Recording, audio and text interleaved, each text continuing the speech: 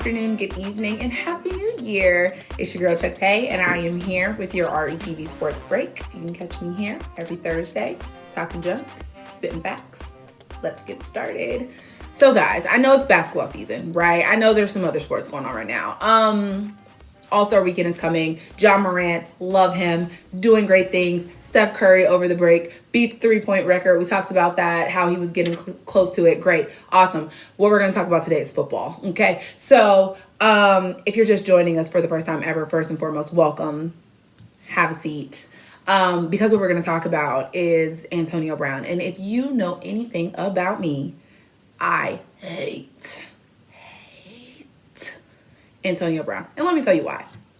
So, for the last 2 years and some change, something like that, Antonio Brown has been running amok in the NFL. Okay. It's such a kerfuffle every time somebody brings up his name. I just don't understand.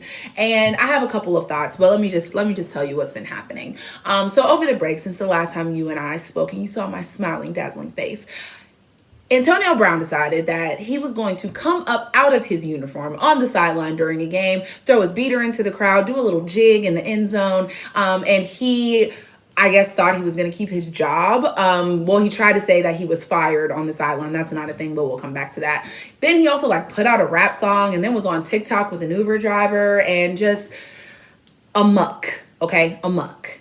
Now, a couple of things. There are rumors, I guess you could say, speculation that says, the NFL is trying to ice him out and they're doing something to him that like they did to Victor Cruz. And then there's, of course, speculations of, how is his mental health? We need to be getting him help, not chastising him, carry on, so forth and whatnot. Do I believe in mental health? Absolutely. Do I believe that Antonio Brown's is Simone Biles? Absolutely not. No.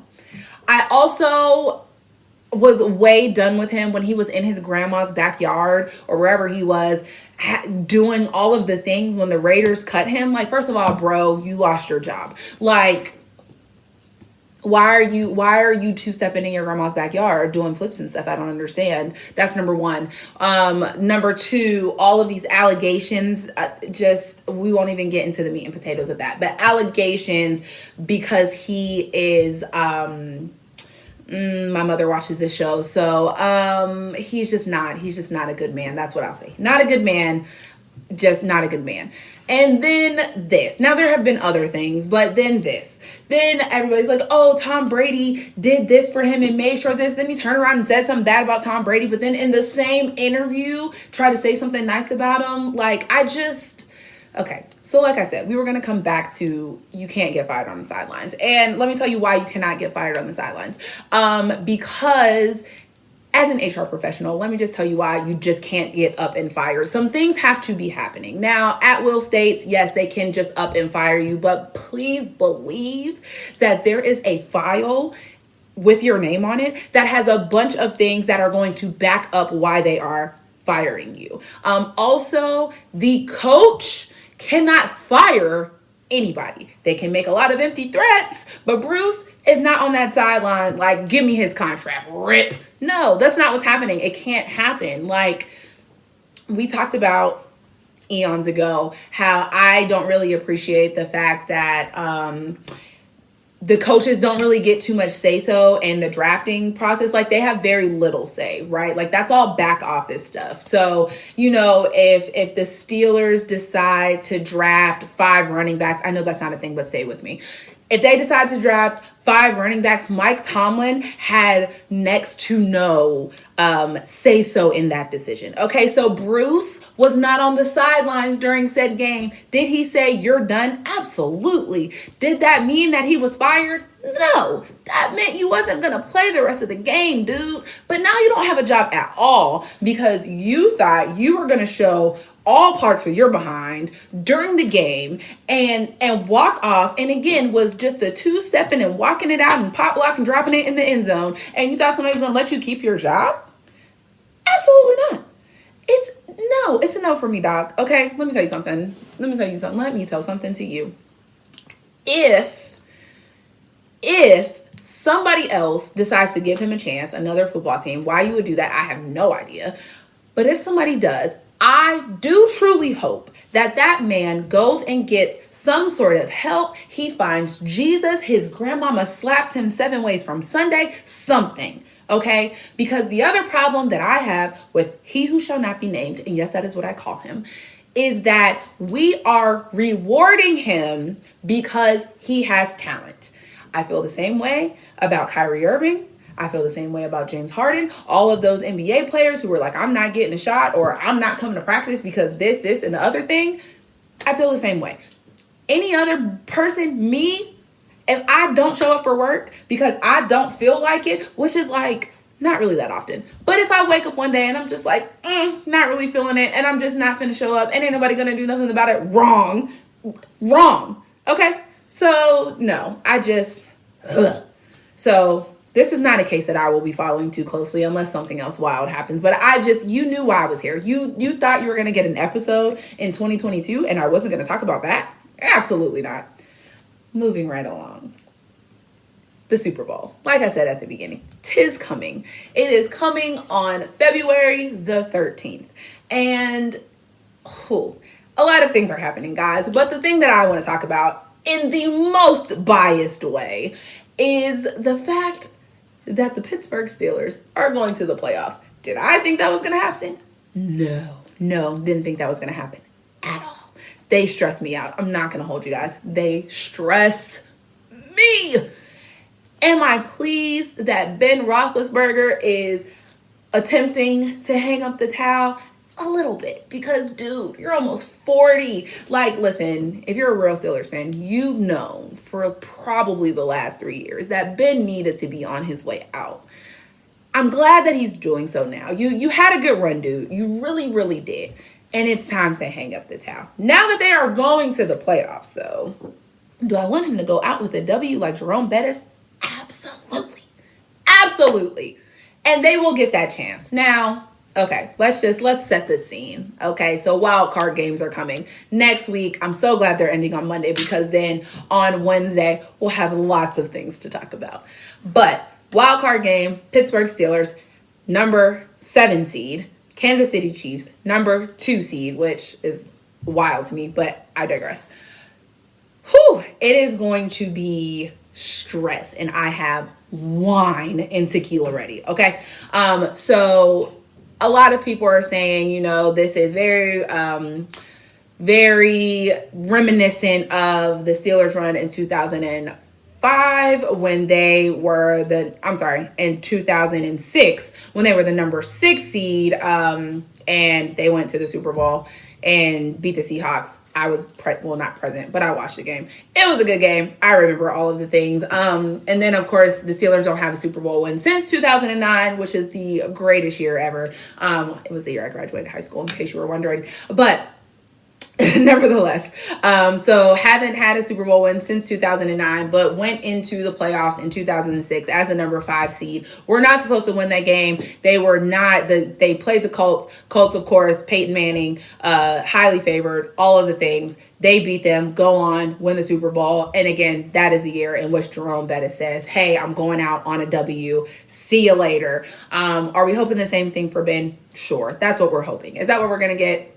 Probably not. Even Ben said in a press conference today, hey, listen, he understands that the odds are not in their favor, and they're probably like something like 20, whatever the betting terminology is. In fact, they're only 12.5, but whatever. So, he's like, it's a long shot, but we're going to go out and we're going to have fun.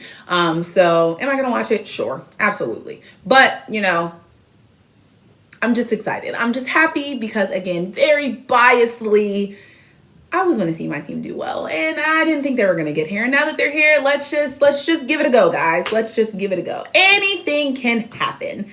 Anything is possible.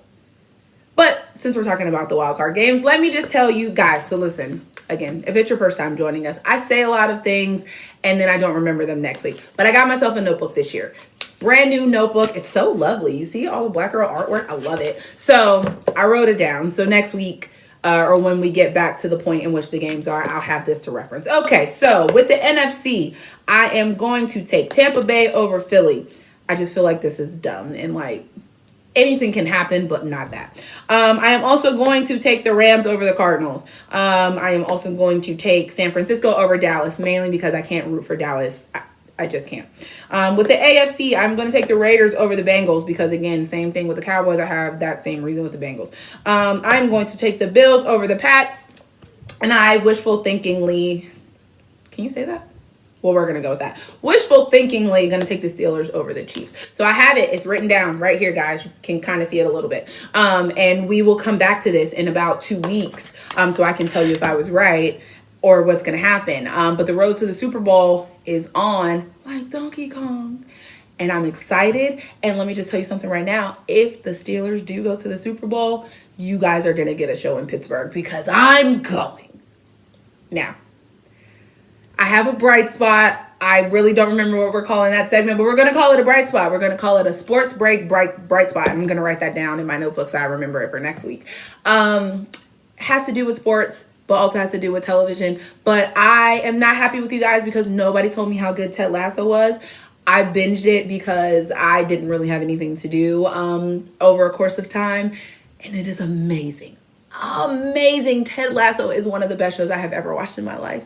Ever in my life. Jason Sudeikis, or however you say his name, he is amazing. The casting is great. The storyline is great. And if you have not watched it, go watch it. Go watch Ted Lasso. It is the greatest show, one of the greatest shows I have ever laid my eyes on. It is truly every award it gets or is nominated for, it deserves. So don't say I didn't tell you anything. Don't say I didn't share. Go watch Ted Lasso. And that's it for me, guys. Again, I hope you had a very happy new year. We are here for the long haul. It is a new season. We have lots of things. We're going to get new shirts. This background's going to change next week. And I will see you later. You can catch me here every Thursday, talking junk, spitting facts. See you later.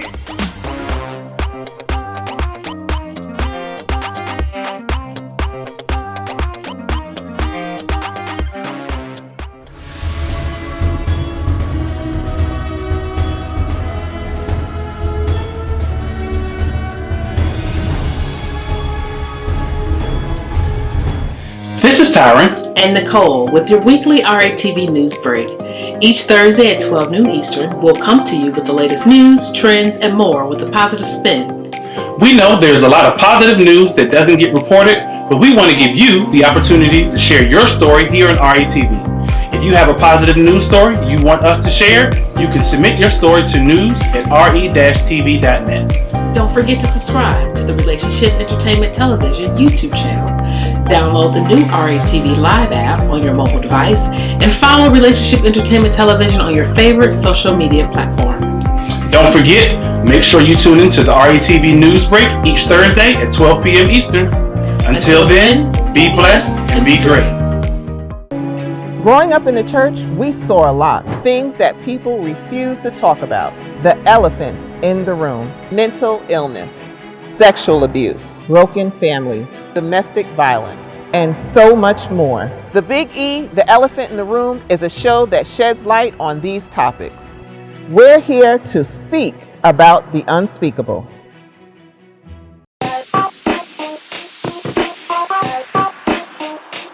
Welcome to What's Going On? My name is Demita Joe. Each Wednesday, you can find me here at 3 p.m. I'll be over here discussing different things that are going on and try to bring you a boost of positivity for your week because we all need this. We're going to share some feel-good stories. We might find a hometown hero. We may take a look at some trending topic. And sometimes we might even find a lesson in a not-so-warm and fuzzy story if we can. I'm Demita Joe, and I'll see you guys on the next episode right here on What's Going On?